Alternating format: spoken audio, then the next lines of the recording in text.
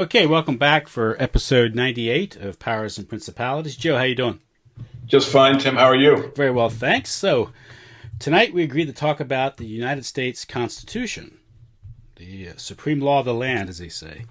The U.S. Constitution, the Constitution of the United States of America, is the supreme law of the United States, empowered with sovereign authority of the people by the framers and the consent of the legislatures of the states. It is the source of all government powers and also provides important limitations on the government that protect the fundamental rights of the United States. So says the White House. Of course, I got that pulled out from the White House website.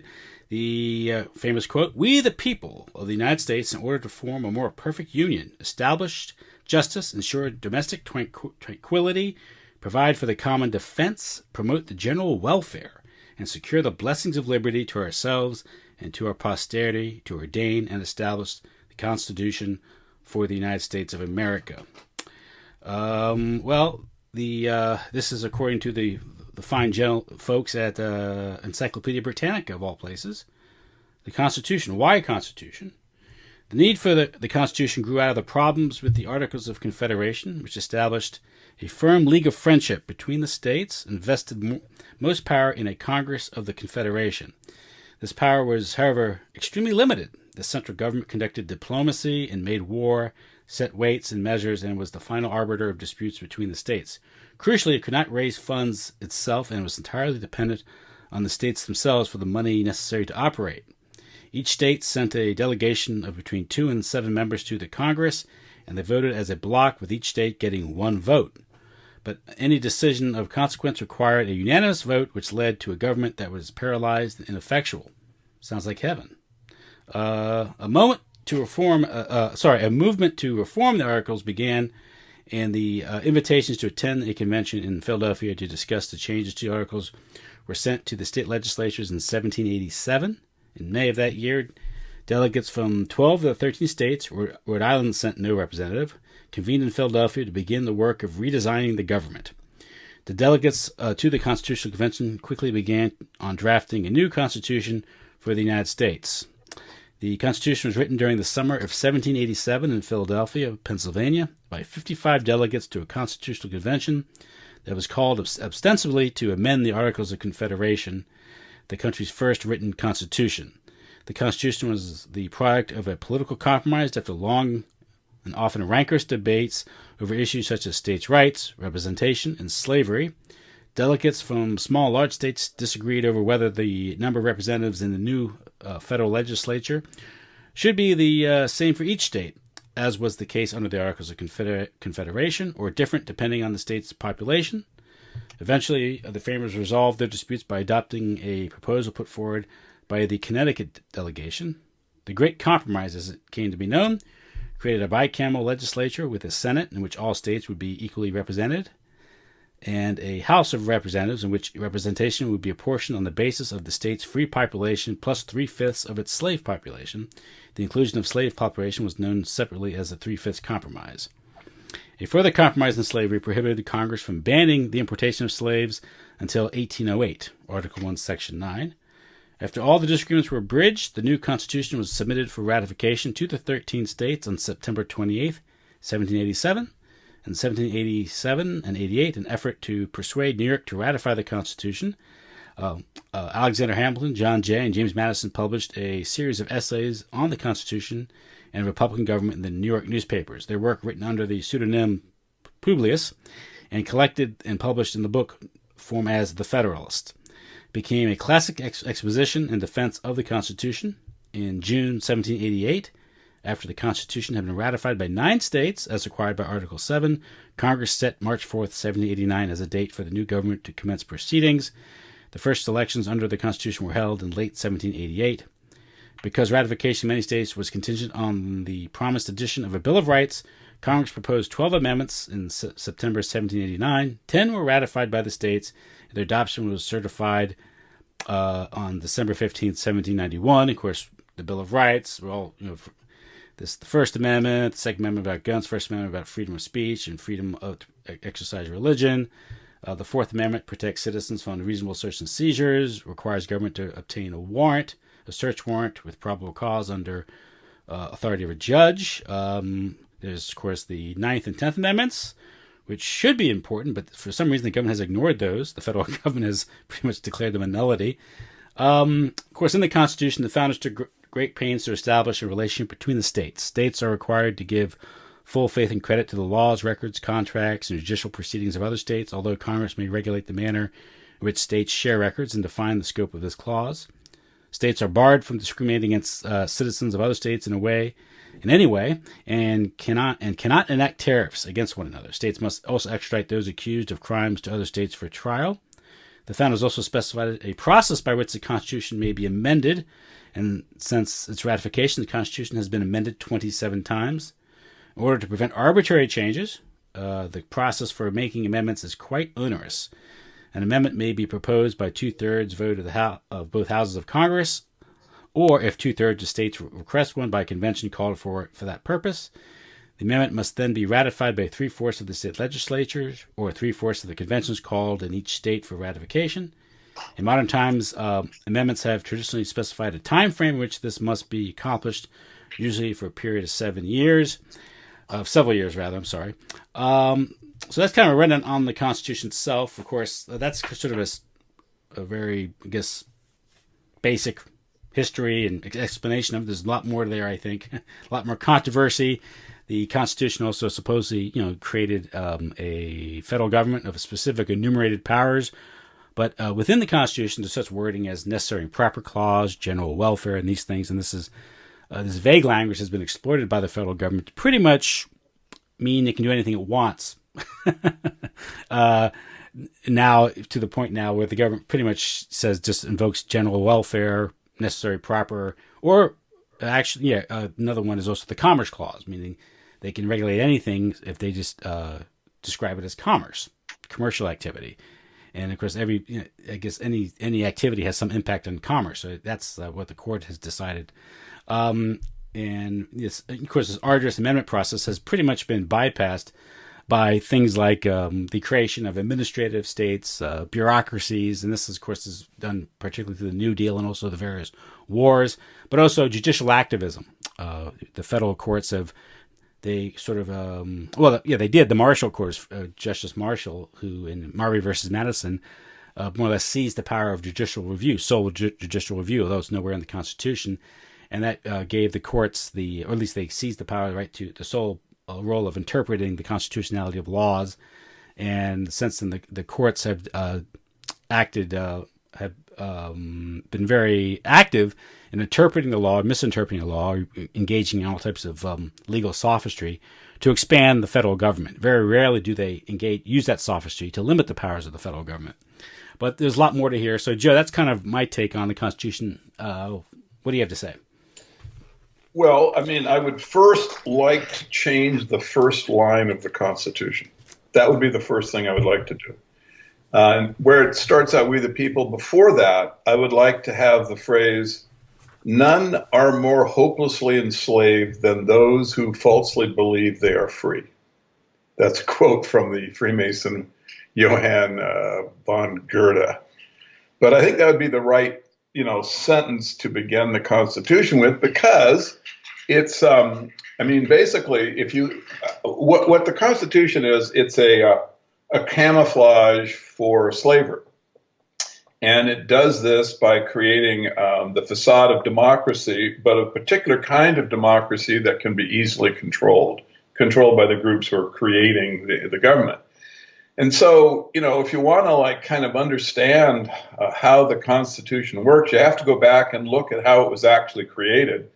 And so the first thing you would need to do is to simply look at the Benjamin Franklin's first Constitution, because this wasn't the first Constitution that Franklin worked on. He actually edited and then reprinted Anderson's Constitution of the Freemason, because this, in fact, is the founding of the United States. It's the 1734 document. Now, that document then was, I'll get into a second, but was obviously used, and it's agreed upon. No one, I think, really seriously looked at this would contest it, that the Albany Plan, which was the precursor to the the Articles of Confederation and the Continental Congress, the Albany Plan was 100% just basically they just scratched out Freemasonry and put in, U.S. government, because it's the same thing. So the first thing is you have to look at the Masonic Constitution, and what it does is it says that the Grand Lodge is supreme, right? It's under the federal government. You have voting to select officers. The governance is limited by a constitution, and then there'll be a kind of sovereignty in the lodges underneath it, like the states, right? So here's where you have states' rights and a federal government. But the key trick is that they say that there is a kind of judicial review whenever there's a dispute that's going to be carried out by the Grand Lodge. So this would be the Supreme Court, basically. So now the words, can be reviewed by people who are appointed. And so basically what is going on in between like 1730 and 1790, when the Constitution pops out, is a process is going on whereby the Masons were able to gain control over basically the government by this concept of the federalism, right? That powers that and it's very incremental. I mean, it starts out with states having a lot of power, but the direction is always, well established, right? They're going to be moving to power being centralized because this is what they can control. Remember, this is a tiny minority. You're talking about, I don't know how many, can't be tens of thousands. It's certainly maybe 1,000 people are actually in the Masonic power structure. They want a dictatorship, and they know that they have to get people to think that this thing is not happening.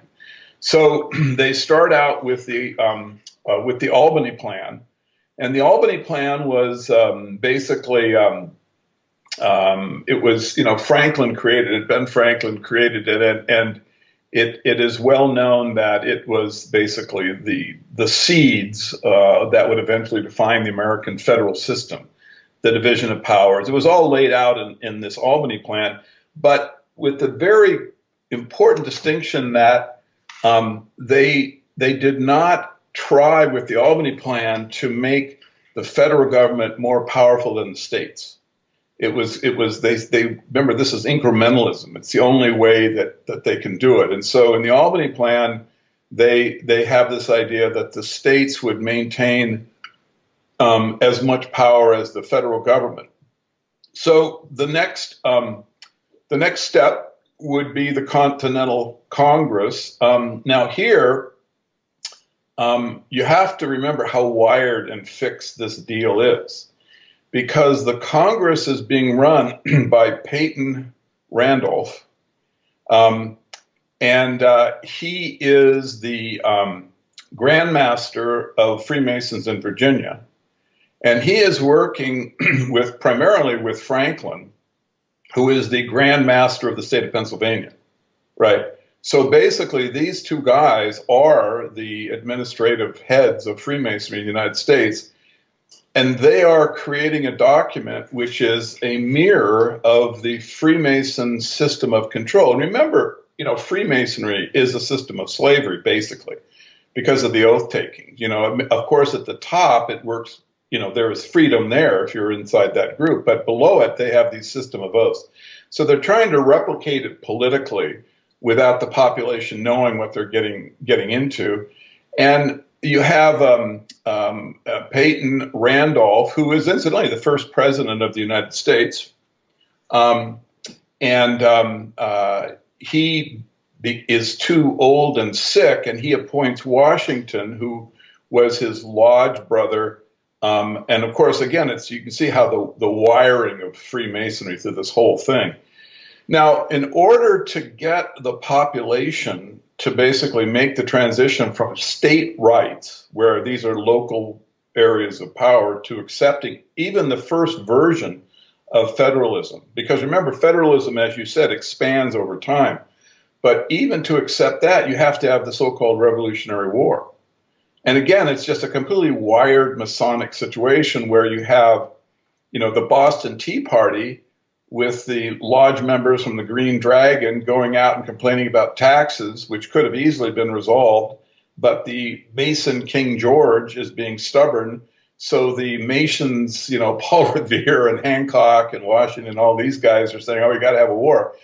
Now, in the war, right, you have heroes, patriotism, and of course, nationhood, right, that seems to be important, even though people don't really understand why it's being, what's in back of it all. But then this leads to basically to the Constitution, where you have, where you have federalism is established. And of course, if you look at, you mentioned the Federalist Papers. I mean, that's like as Masonic as the Boston Tea Party, right? So they're definitely moving toward a situation where the people will be thinking that there is some kind of freedom. It's because they're able to vote, but it's sort of like Trump or Hillary, as long as they're controlling at the top. And remember, they are controlling the media at this time. I mean, think about the pamphleteering to create, the Boston Tea Party. So they have the printing press. You've got Franklin, you've got Revere. These guys are creating a lot of literature.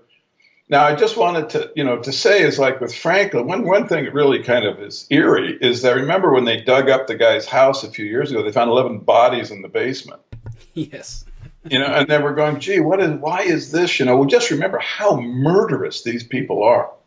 Just how murderous they are. I mean, look at like Garibaldi in Italy, and blood-soaked Helen Blavatsky. I mean, these people are just murderous. So now the Hellfire Club, right? The Hellfire, yeah, there it is. So anyway, so now you've got, so now they start, with this Constitution thing, and of course, if you look at the people who are creating it, they go, well, 13 of the 39 signers were Freemasons. But then maybe another 10 joined after the fact. I mean, this is stupid. They're all Freemasons. It's just some of them we don't have the lodge identification, but it's just a Masonic project to create a structure where the people think that, they have some kind of power, but actually, they have like the Grand Masters, Peyton and Franklin are already basically in political power. They bring in Washington, who is, a complete 100% puppet. And now you've got, you have then the sequence of presidents, and they'll say, well, John Adams wasn't a Freemason. This is just preposterous. I mean, of course he's a Mason. He appoints Marshall, who's the other Grand Master, to be the head of the Supreme Court.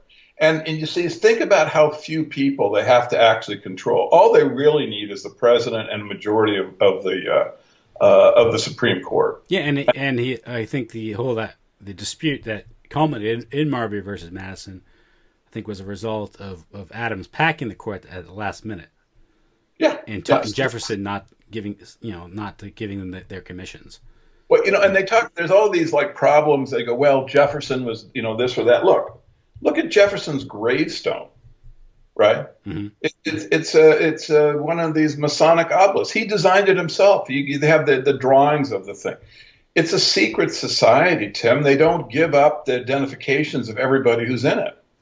And so it's all, I think that this is 100% wired, that the concept of federalism is just the same concept that Wolfgang von Goethe is laughing at us, right?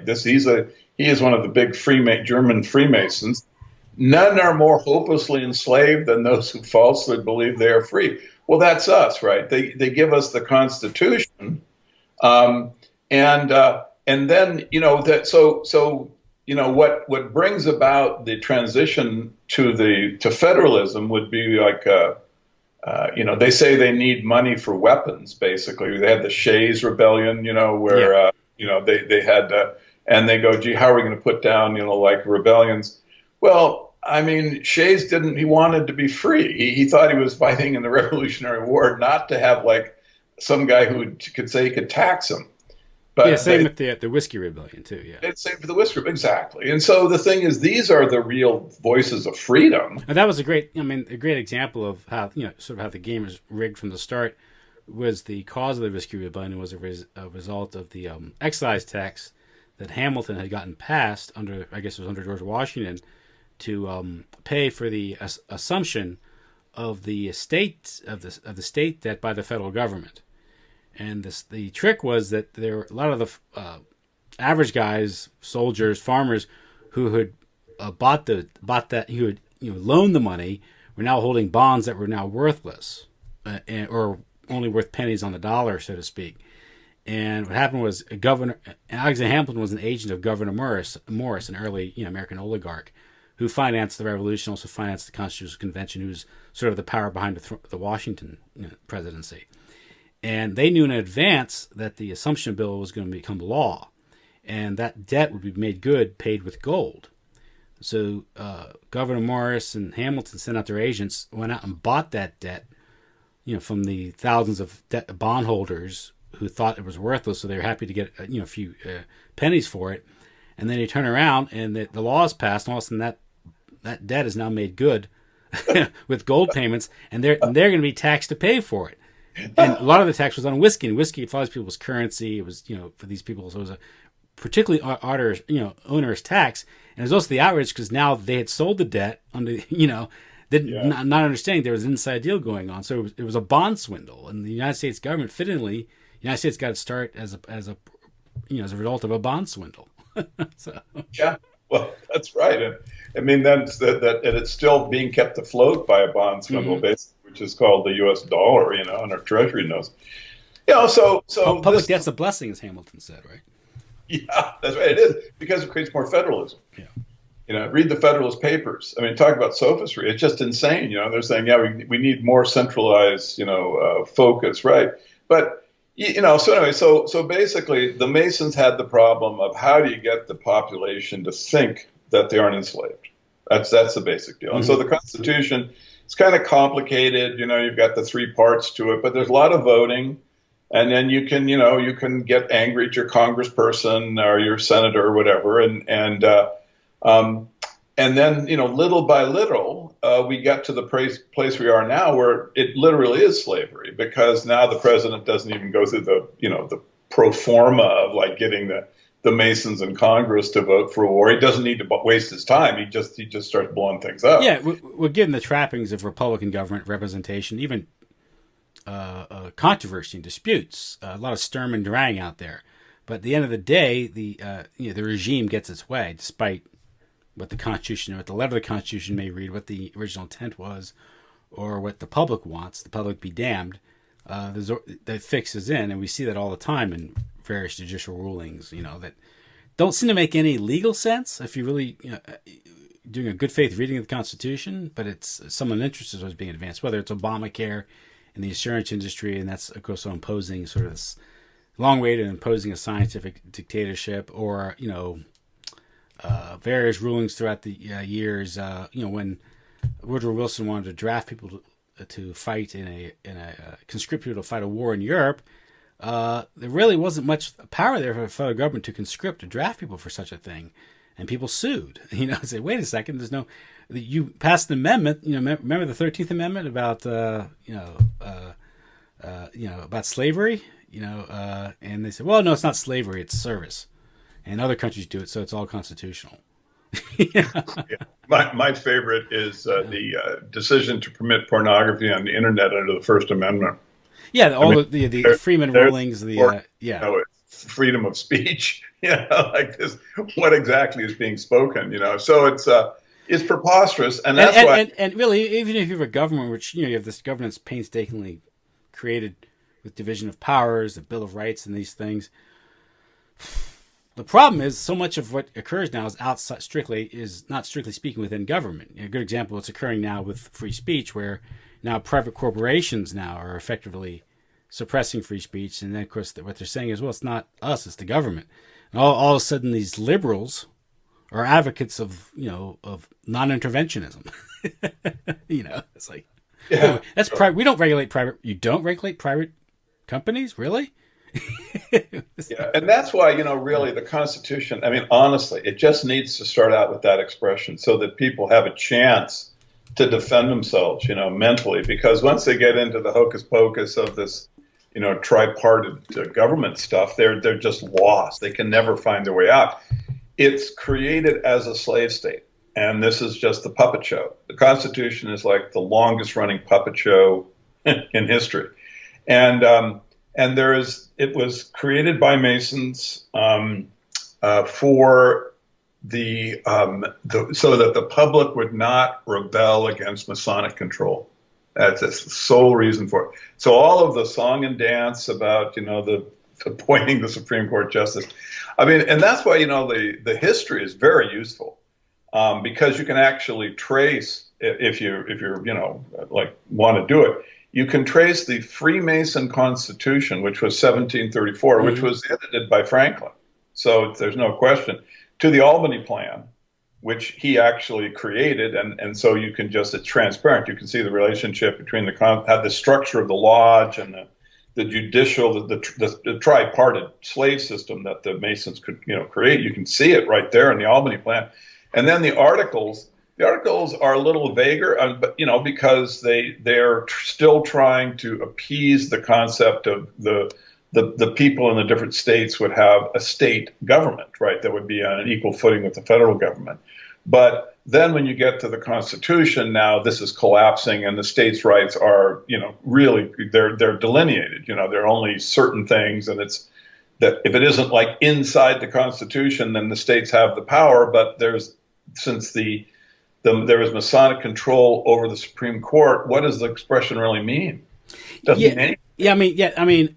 Interpret the Constitution as broadly or as narrowly as they wish, and then they get their way. Yeah, they get these rulings. It was what the in the 30s you had a series of rulings, but you had the presumption of constitutionality, this doctrine. I think it was U.S. versus Coralline Products, I think is the name of the decision. But basically, it said that all federal laws are presumed to be constitutional unless there's an explicit violation, which is sort of turning the Ninth and 10th Amendment on its head.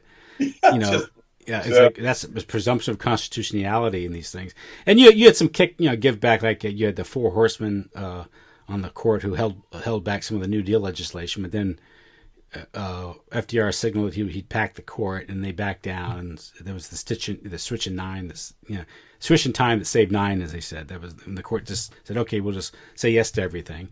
And really, between 1937 and 1995, not one federal law was found to be unconstitutional. This was, of course, an era of rapid federal expansion, and really, just a huge amount of legislation was being produced. Much of it was constitutionally dubious, but yet they didn't find anything unconstitutional. And it shows you just, sort of the bias. And what's interesting is that, you have the Articles of Confederation, you have the U.S. Constitution, this gradual consolidation of power, but it's not so much what's written. It's written on parchment that determines these things. After all, the Soviet Constitution granted all sorts of rights, but it didn't change reality on the ground. And you can make the same argument about the U.S. Constitution, how pretty much the regime ignores parts that it finds inconvenient. I mentioned, the fact that, the 13th Amendment banned involuntary servitude. They don't want to construe that to keep them from conscripting people to fight in their, the bankers' wars overseas. So they just say, well, no, it is constitutional because other governments do it. That's pretty much what the court says, Sure. Or when some of the New Deal legislation, particularly regarding agriculture, I think it was trying to put price controls on agricultural goods. And it was Wicker versus Filburn, which said that even a farmer couldn't even grow his own wheat because that activity had a potential effect on commerce. So now the Commerce Clause enables the government to come in and tell people what they can and cannot grow on their own farm. And Christopher didn't shoot ahead in the future where Obamacare, the federal government can mandate you to buy health insurance from a few select companies. And not only that, it can tell you what you have to buy. It can tell you what type of health care, how much you have to pay for it, and these things. All this, and of course, that was found under the taxing authority, another violation of the Constitution, because I think the Affordable Care Act was actually originated in the Senate, and the Supreme Court ruled. This is just how they don't follow their own rules; they contradict themselves. Just how how mendacious the whole thing is. Well, if that is indeed, if that was a tax, and therefore constitutional, it would have to originate in the House, not the Senate. But then again, why bother with such details? But my point is that what happens is we have the Constitution, all these guarantees Bill of Rights, they look great on paper, right? We have three, tripartite government, separate branches, all jealous of their own territory, so they check each other, so allegedly. And you have the states and their governments and these things. But when the reality is, when the state consolidates, when you have things like railroads, increased military power and communications, this is get into sort of cybernetics.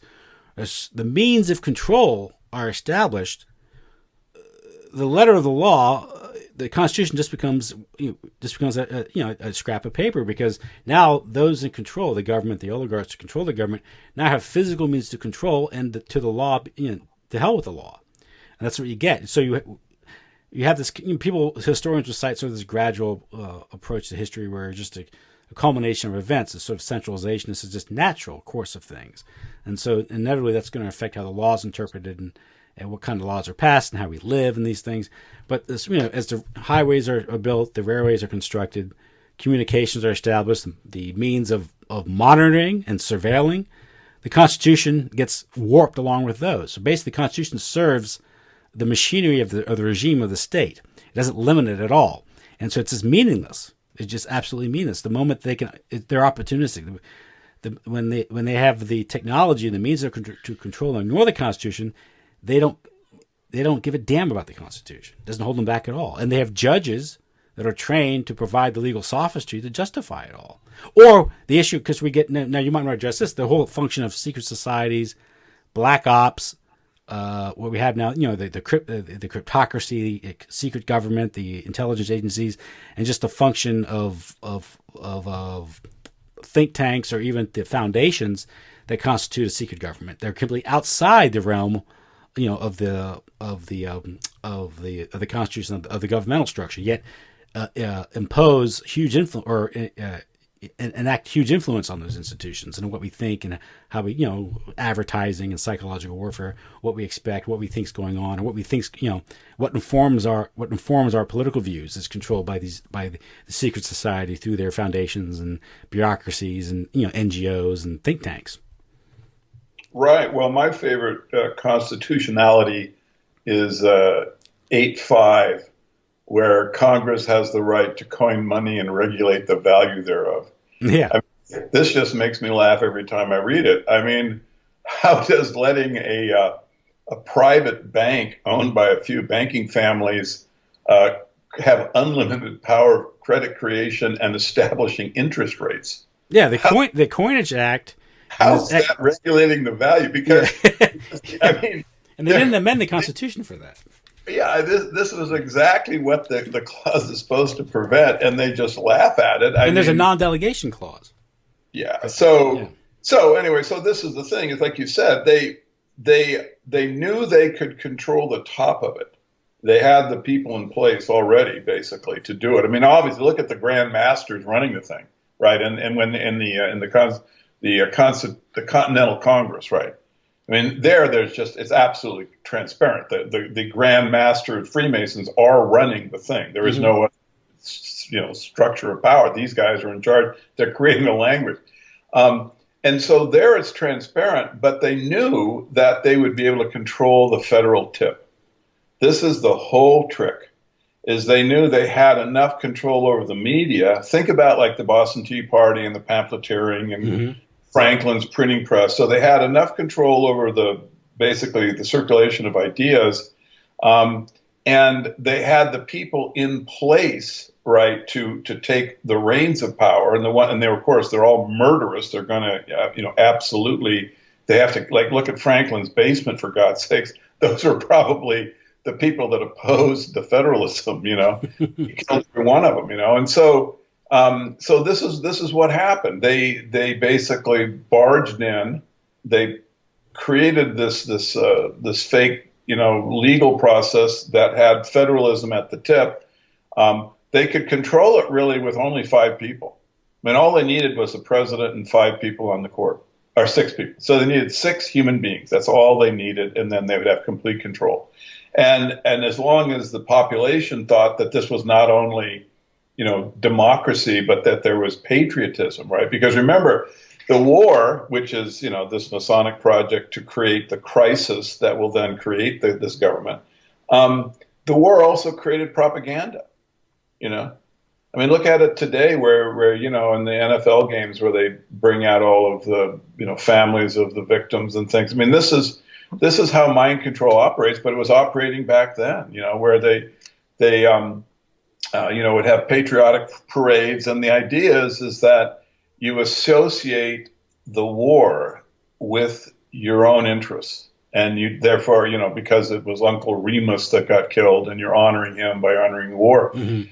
You know, it's just a very simple kind of mind control trick. And that stops people from being able to say, no, he died because he was fooled. He died because he died for someone else's creating a slave camp that our family has been put into.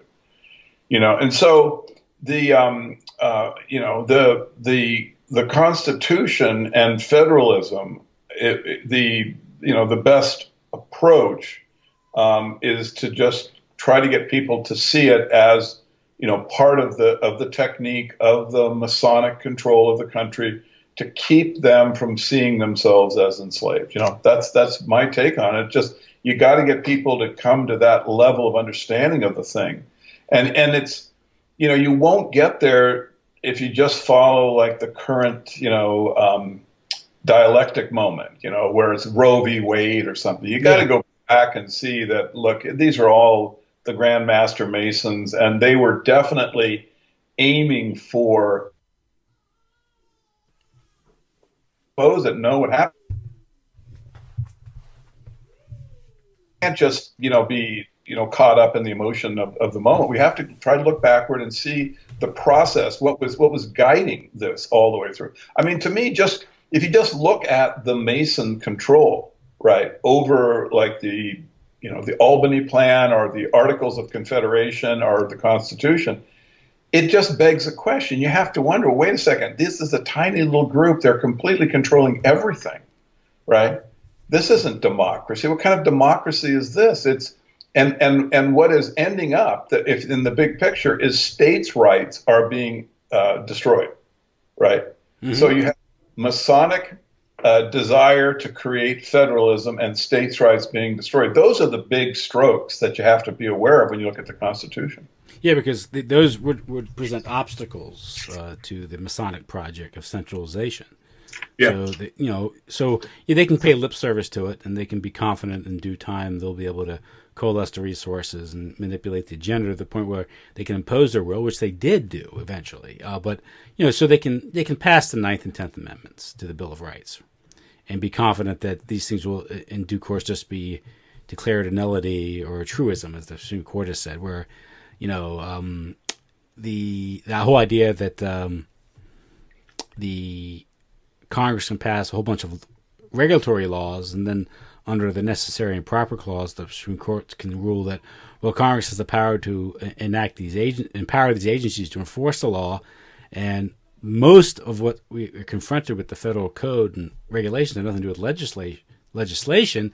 It's bureaucratic fiat or enforcement, and you have no say. You know, and the same with judges who are appointed for life and then engage in judicial activism. And now we're supposed to bow at their rulings when they're obviously absurd, like Obamacare or Roe v. Wade or the Obergefell decision, gay marriage, where it's obvious, you know, to invoke the 14th Amendment for that as equal protection. Do you think the people who passed the 14th Amendment, as problematic as that was in 1866 or 68 when they passed it, intended that to mean that people could invoke two people of the same sex could invoke the right to marry? That's ridiculous. And to the point that, you know, to the extent that these issues were put up for the people for a vote, they usually were turned down, or it took the court or bureaucracy to impose these things on the people. And then after, you know, a certain amount of time, we're told that, you know, just this was popular will. It's ridiculous. Of course it is. And, you know, the thing is like the idea of domestic tranquility, general welfare. Yeah. I mean, that these are, what happened to like freedom of association? Well, yeah, that's another thing with like with domestic tranquility. I mean, isn't that really what people were fighting for to a large extent? You know, a lot of the people, and so, you know, it's. Well, I mean, take your example, the 14th Amendment, right? The 14th Amendment, which I guess, granted the privileges, immunities, and rights to the freed slaves. After the so-called American Civil War. Well, the Reconstruction Amendments were passed under the threat of the bayonet. Because for the purposes of passing, the federal government said these states are no longer states. They left the Union, but wait, I thought they couldn't leave the Union. So they did leave the Union. And now to be brought back in the Union, they have to pass these amendments, or else face military occupation, for eternity, I guess. So even under its own rules, these amendments weren't passed.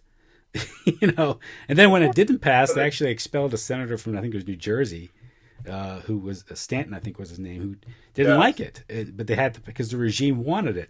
But now, into the future, what's the 14th Amendment being used for? I mean, the best argument against the 14th Amendment, to how it's been since interpreted, it's whether it's busing, forced integration, and these things, all these abuses, all this coercion, and where's the right to voluntary association, freedom to associate? You don't have that right anymore if it conflicts with the social engineers. But again, it's one of these things where we think the government is supposed to follow these rules, but then they change the rules of the game when it suits them. Yeah, and that's why the Constitution is such a well-crafted document. It's a living and breathing Constitution. Yeah, it's breathing all right. Yeah, it is. It's undulating. It's just like the corpses in Franklin's basement. I mean, this thing is as dead as a doormat. It was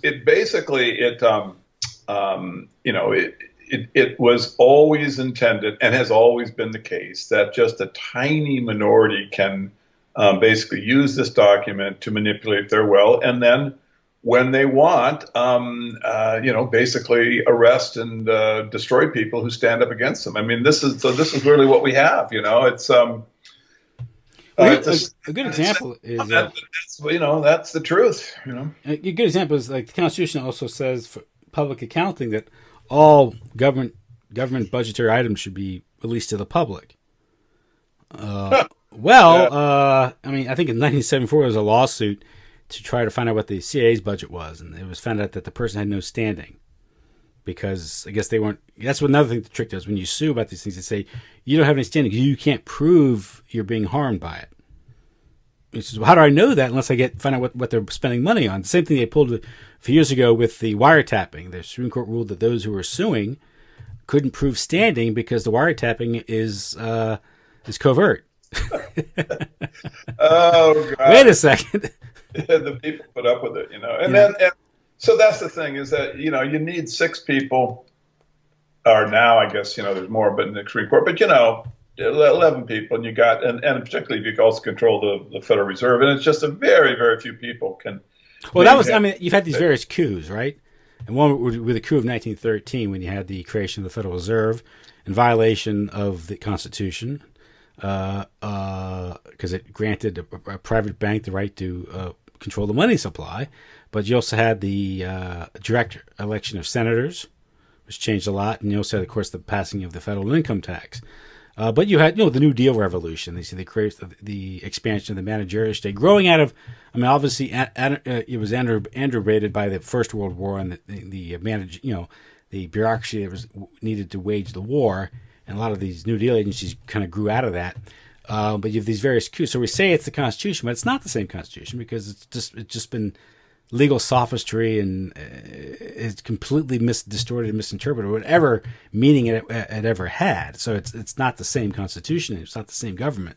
It's a completely different form of government than when it started out. But again, your point is well taken. That was the plan from the get-go, because you had all the vague language was there. And if anyone knows anything, if you allow lawyers vague language, what are they going to do with it?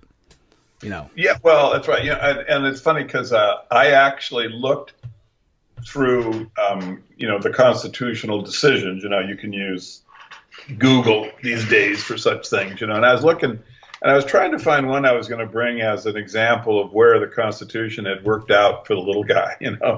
I could think one.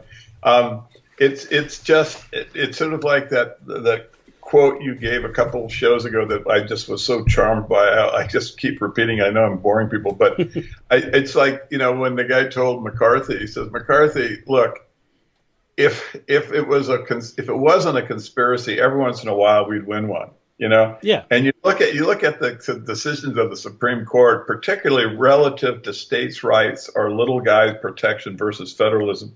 We never get a break. No, never. Yeah, it's interpreted most broadly if the court is deciding on the level of government power, but if it's individual rights, it's always the most narrow interpretation. Well, it's also the most culturally debasing. Yeah. And you can be sure that pornography is going to be permitted as under Article 1. Really? Oh, yeah. I mean, yeah. Pornography in the internet is legal because of Article 1. Why is this free speech? Yeah. What is the actual expression? Isn't this just a product that's being sold, basically? I mean, how can we possibly transmogrify the words in the first article to be able to fit this thing into it? But they just do, because this is the project, and I think it's like with abortion. I mean, they can't give enough abortion away, right? It's just an easy way to get the population reduced. Yeah, and whenever a state, I think recently Ohio passed a law that was called the heartbeat law, restricting it to nothing past 6 weeks when you can detect a heartbeat. I'm sure some federal judge is going to snack that down. Of course. That's their job. It's not there to read the Constitution and say, wait a second, you got it wrong in every way. This is sophistry. This is nonsense. Penumbras and emanations. I don't see any penumbras and emanations. No, they're to strike it down because stare decisis. You got to honor the ruling. Well, Tim, he's there to protect the constitutional right of women. Yeah. Because, I mean, this article question mark, they have to be able to have abortion. And so it's just, the whole thing is just kind of preposterous. Well, the funny thing is, like the 14th Amendment, how it's used to justify birthright citizenship. Yeah. And how I think there was a ruling in the late 19th century regarding Chinese workers who were legal immigrants. They were legal immigrants, and there were children born here, and it applied to them because they were legal. Of course, at the time, there were no restrictions on immigration legally. But now it's been interpreted that any person gets here, even if they get here illegally, they can have a baby, and that baby is a citizen. And now, I mean, I don't know. Obviously, if you want to interpret the law that way, you just want to promote, the mass immigration, people to come here. Well, I mean, and of course, get past the terms, because it isn't so much the mass immigration; it's the mass debasement of the core population. Yeah. When you have a high fraction of first and second generation people, particularly ones that aren't coming even from European culture, well, how in the world are they going to participate in a way to stand up to the oligarchs who come here illegally from the get go? Of course. How is that supporting domestic tranquility when you create a situation like that? Yeah. So anyway, to look at the legal system is simply to look at the Masonic system of genocide and of dictatorship. That's all it is. And it was kind of like when we talked about discussing the Constitution. I was thinking, well, I want to go positive, because I get some comments, people saying that I'm usually criticizing things, and I go, well, there's got to be a lot of good things about the Constitution. So I was looking for, times when it's used to help little people and things. Nah, there's just nothing good about it. It's completely ridiculous. It's just because there isn't any way for the basic problem, Tim, is that it sets up a system whereby the powerful maintain power. That's what it does. Yes, it's the oligarchs. It's the creditors versus the debtors, the oligarchs versus the little people. And so the problem is, at the beginning of the nation, it was an oligarchy. People didn't understand it, but it was a Masonic oligarchy. It was a secret society. Look at all of the Grand Masters creating the damn document, right? So and again, that bond swindle that I mentioned is a good example. Look at the type of games they play, how they get rich. Yeah. And then they buy up the media, the newspapers or. Yeah, I mean, and any kind of free speech gets bought up, because they can make fake money. And we see today with the control of the tech giants and Google, and Facebook, all paid for with deep state money, black budget. How they use that to consolidate, control, the transmission of ideas and speech. You know. Sure, and that's why when you again, just to reiterate a point we've made many times, is that when you look at Amazon, a company that never made any money and has $1 trillion capitalization and is taking over all, basically all systems of commerce and food and everything else. Well, maybe we should think about, gee, is this the same thing that kind of produced the Constitution?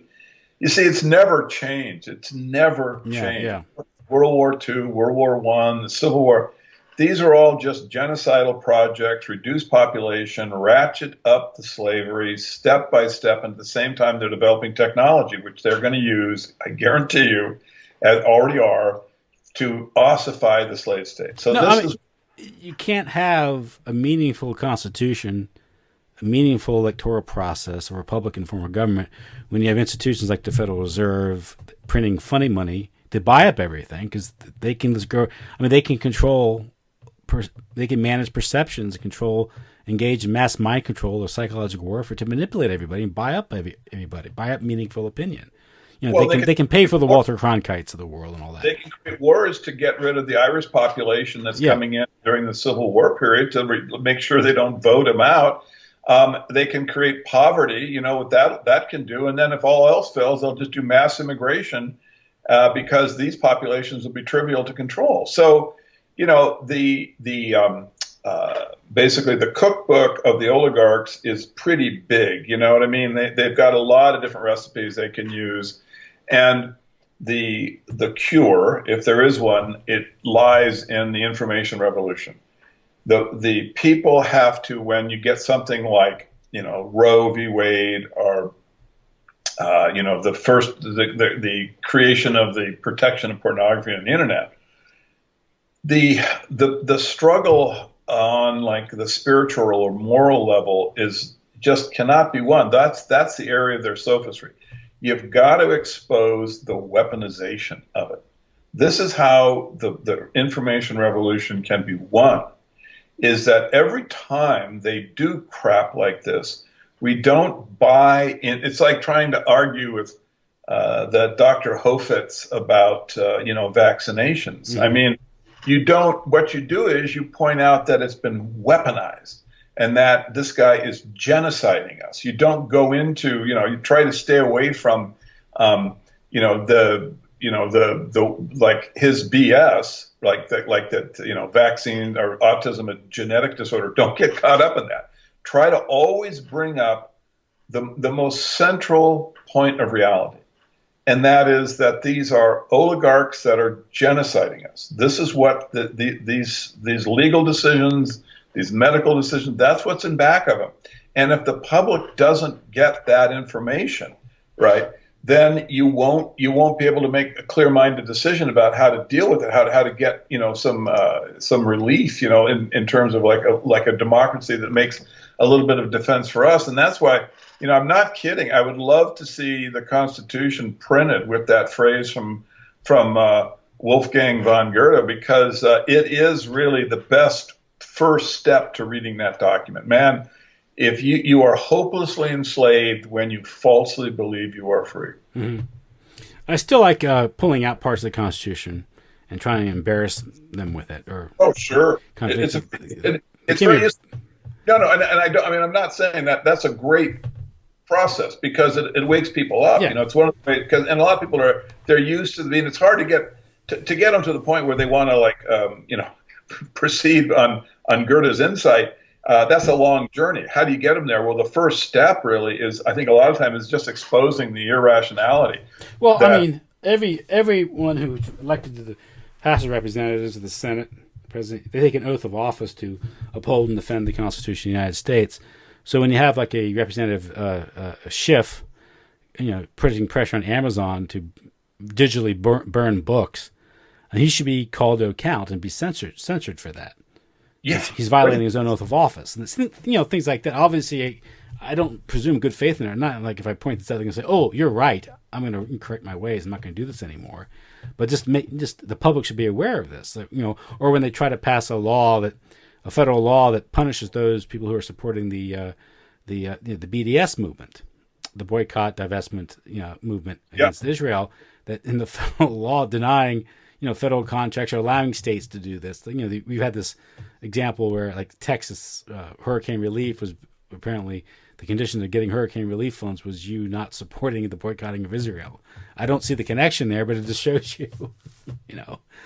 Well, I mean, but just think about how from the Constitution's creation to the present time, how few people were aware of the project, the Masonic Genocide Project.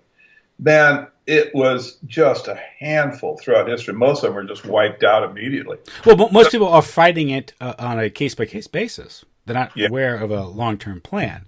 Exactly. But you see, that's something that we can actually get, I think, people to start being aware of.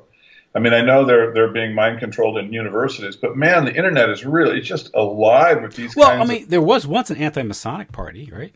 In the 19th century, and the murder of William Morgan. Well, I think actually, I can't actually prove this, but I will give my conjecture. I think the Shea Rebellion was anti-Masonic. Mm-hmm. There's a lot of speculation about this.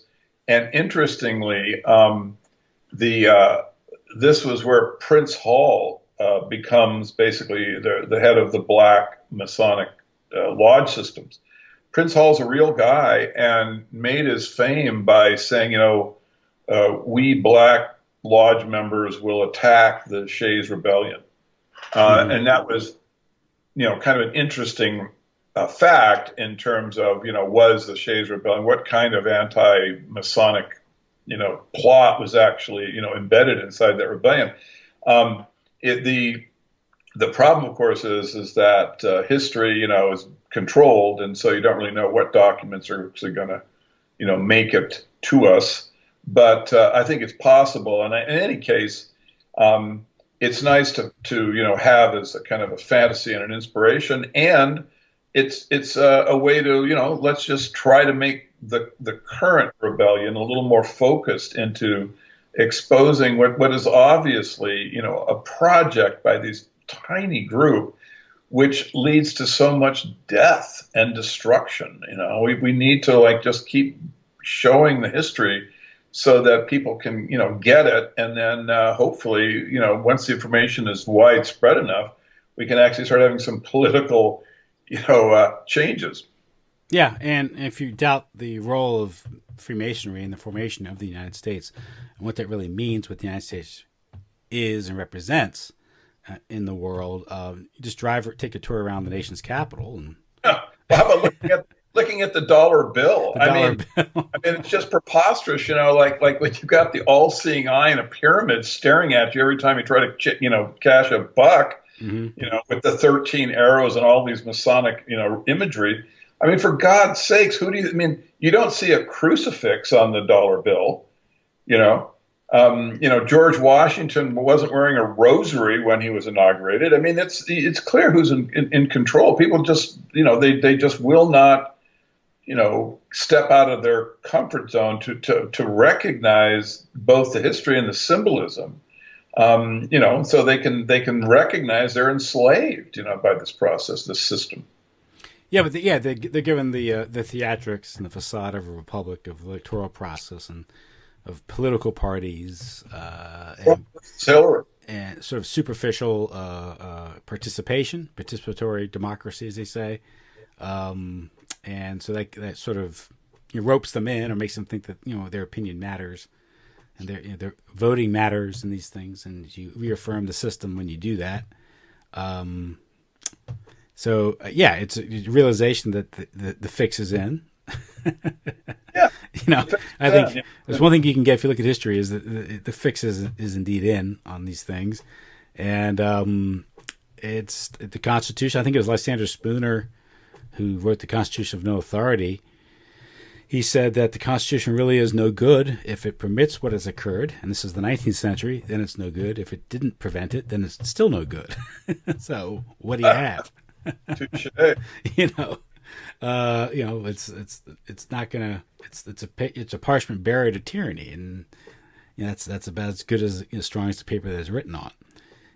But you're right. Yeah, it's basically as society has developed and it's developed along Masonic lines, they've just kind of twisted and contorted the law to fit their agenda. They don't abide by it. That's the point. That's Well, there's nothing. There's no law to abide by. The only law that this nation abides by, or ever has, is power. Yeah. Murder.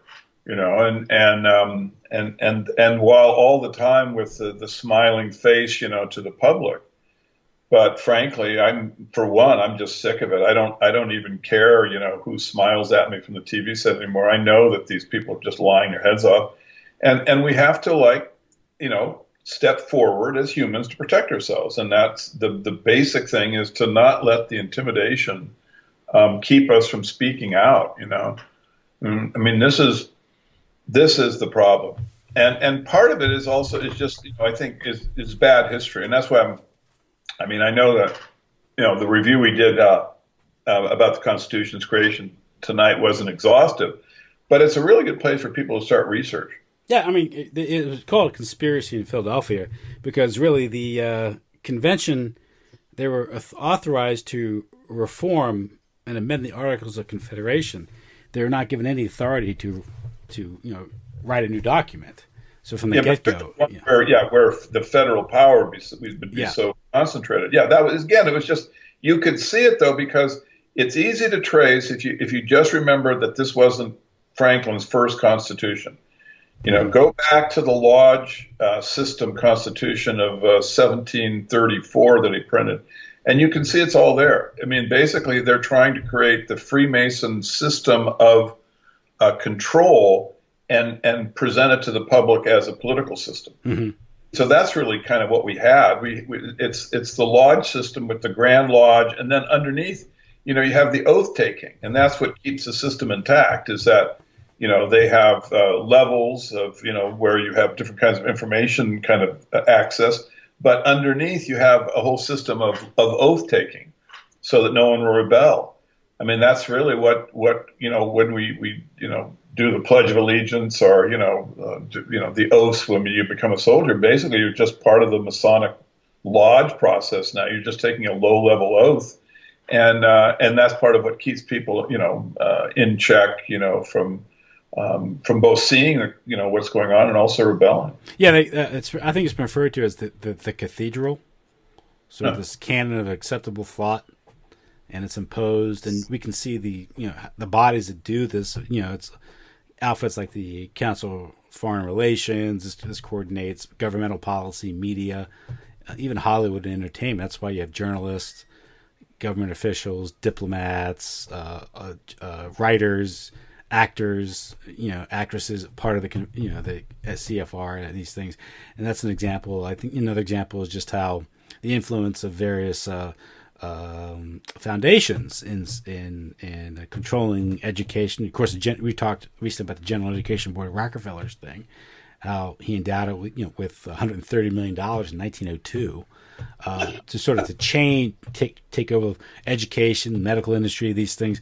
And so these are all very, you could look at outfits like the CFR as sort of Masonic operation, and how they control the media and these things. All these various entities seem to be independent, but they're not. They're all interlinked, and they're controlled from the center. Yeah, and you can really, there's a couple of things like I just call them the fingerprints. One of them, if you look at Rockefeller's his seizure of the monopoly and how this was something that was set up by Harriman and the Rothschilds. I mean, it's just transparent, right? There's no way you can get around it. He got the cheap rates. He was able to get the oil to the market at half price. So all the other competitors disappeared. But see, now you look at Rockefeller's foundation's behavior, the stuff he was using the money for. And then when you see that, nutritional medicine is destroyed, and the whole system that the Rockefeller set in, a foundation control over education. Well, you can see it is, these foundations, the Rockefeller, the Ford, Skull and Bones, they all have the same DNA. That's the thing. they have the same DNA, and that's why no matter what happened, no matter what they do, it always ends up with the same result for the population. Yeah, it traces back to the Rockefellers, traced back to the Rothschilds. I think the National City Bank, they think they own that bank, which financed a lot of Rockefeller's early ventures. But of course, the Bank of England, which by the time of Rockefeller's ascendancy was controlled by the Rothschilds in England, where a lot of the through intermarriage and these things, I think a lot of cryptos had taken over that, and that so they spread their tentacles into the United States financial. Like heroin. I mean, the thing is that, and then Skull and Bones. I mean, you've got just secret society stench everywhere, and then you have Jewish banking families funding things, and then somehow they have this connection with the Rockefellers, who then incredibly have the same DNA in terms of behavior. Right. Wow. What a shock. And that's why it's like, and I've mentioned this before, it's a criticism I have of E. Michael Jones, who is like my favorite scholar, except for Tim Keller. I mean, he's just terrific, and his research is so penetrating. He gets so many original ideas into the public that are valuable. I just hate to criticize him, but I will just point out that, he sees this struggle where you have Catholicism, Judaism, and the Protestants, this triangle, that's the major structure. When I look at our history from, the Constitution of the Freemasons that Benjamin Franklin started out with in 1735, all the way up to, the decision to make pornography, covered under freedom of speech, I just don't see anything that isn't really inside the Masonic world. See, I think that's a key thing that I would love to see, not just E. Michael Jones, but like all internet researchers, and a lot of them already do, of course, but it's really a useful thing. It's just to try to see, well, when you look at like the Rockefellers or the Roosevelts, what are you really looking at in terms of, where is their power structure? Is it residing in Protestantism? I don't think so. If it did, you'd have the McCarthy principle, which is what I'm calling that, where if it wasn't a conspiracy, there'd be an occasional change or slip up. Well, the fact that it's 100% always going against our interests, I think that there's cooperation and coordination that isn't just, like inside that the tri-religious structure. It isn't. There's something beyond that. And I think the Masons are really have always been what, basically branches that, and their relationship with, with Jewish finance. Yeah. Because those two forces. Well, they successfully, the banking systems of the West were more or less became, they were Judicized, as they say, with usury. And once you get that, you get the concentration of wealth and control. And with the E. Michael Jones, it makes the case that a lot of this will stem back to the Protestant Reformation and how the people rebelling against the church tended to be Judaicizers because they were appealed to the Old Testament. And this was the Jews' inroads, and the thing is, intermarriage in these things, and so it's and of course the whole issue of of false conversions in the 15th century, right? Until you have the conversos, and who's this is why I always say, look, to the extent we can get DNA testing, we should be getting it, because this would help us understand who actually created the Constitution. And why there is this why we never get a break? Why does the McCarthy principle never, ever, ever get violated? And so it's these are the real questions going forward. But I think that we can now at least say to Goethe, we may be hopelessly enslaved, but we don't falsely believe it. So we've made some progress, buddy. Okay, I think we covered it then. Yes, sir. Thank you so much, Tim. Okay, Joe. Next week. All right. Bye-bye. Good night. Bye-bye.